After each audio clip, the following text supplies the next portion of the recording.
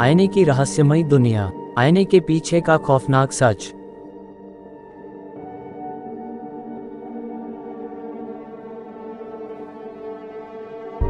अनाया और उसकी दादी एक पुराने घर में रहते थे। एक दिन उसे दादी के कमरे में एक बड़ा रहस्यमयी आईना मिलता है। अनाया कमरे में आईने को साफ कर रही होती है। अनाया आश्चर्य से, दादी, यह आईना कितना पुराना है? यह आपके पास कब से है? दादी सख्त आवाज में, उस आईने से दूर रहो अनाया, यह आम आईना नहीं है। क्यों दादी, इसमें ऐसा क्या है? यह आईना एक दूसरी दुनिया का दरवाजा है। जो इसमें झांकता है वह कभी वैसा नहीं रहता।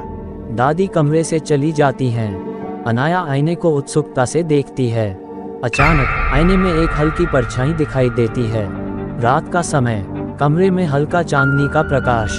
अनाया आईने के सामने बैठी है। अनाया ने दादी की बातों को मजाक समझा, लेकिन वह नहीं जानती थी कि उसकी जिज्ञासा उसे किस मुसीबत में डालने वाली है। आईने में उसकी परछाई धीरे धीरे हिलने लगती है, जबकि अनाया स्थिर खड़ी होती है। अनाया घबराकर, ये कैसे हो रहा है? आईने में परछाई एक साया में बदल जाती है। साया उसकी ओर इशारा करता है। साया धीमी, डरावनी आवाज में, अनाया, यहाँ आओ, मैं तुम्हें कुछ दिखाना चाहता हूँ। आईना चमकने लगता है और अनाया उसमें खींच जाती है।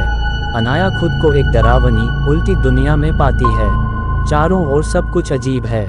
अनाया घबरा कर, मैं कहाँ आ गई? ये तो वैसा नहीं है जैसा मैं जानती थी। साया उसके सामने प्रकट होता है। तुमने मेरी दुनिया में कदम रखा है।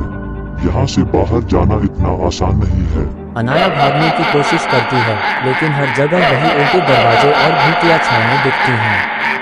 उसे एक उल्टी घड़ी दिखाई देती है, जिसमें रहस्य छिपा होता है।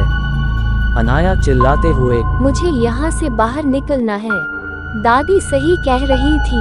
वह घड़ी को घुमाने की कोशिश करती है, लेकिन साया उसे रोकने की कोशिश करता है।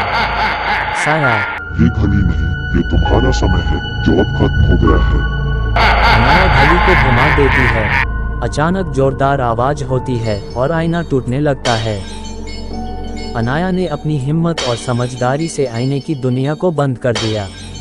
लेकिन क्या ये सच में खत्म हो गया था? अनाया वापस अपनी दुनिया में लौट आती है। दादी उसे गले लगाती हैं। मैंने कहा था उस आईने के पास मत जाना, लेकिन तुम नहीं मानी। खैर, अब तुम जान चुकी हो।